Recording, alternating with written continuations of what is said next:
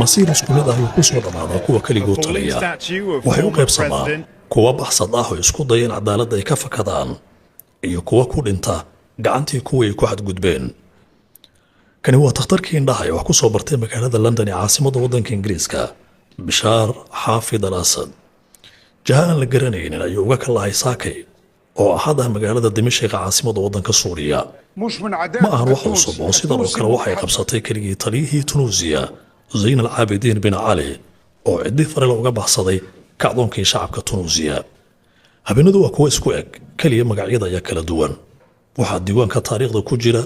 maxamed xusni mubaarak madaxweynihii dalka masar oo shabaqa xabsi gudihiisa ku dhintay ninkii isugu yeeri jiray boqorkii boqorada afrika kornel mucamar al-khadaafi oo nafta uga baxday god ku yaala dhulka hoostiisa cali cabdalla saalax madaxweynihii waddanka yaman oo taariikhda ku galay geerida gacmaha kacdoonkii shacabka yaman waxay ku dhinteen goobaan ku habboonayn marka maqaamkooda la eego iyagoo qasriye waaweyn oo cirka iyo dhulka laga waardiyeynayo sannado badan dhex jiifay qaar ayaa qaxooti noqday oo magan galay waddamo ajnabi ah oo ay miiska u garaaci jireen waa xaalka keligii taliyo walba oo ku tagrifala awoodda shacabka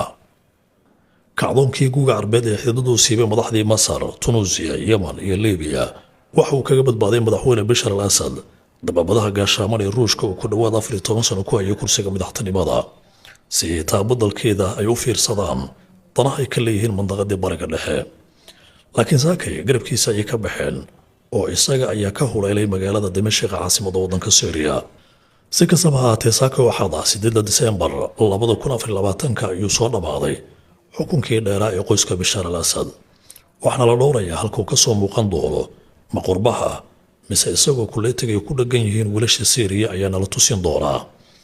sidii ku dhacday qadadweyntii Liibiya kornel Muammar al-Khadaafi iyo Saalixii Yaman 30 sano xukumayay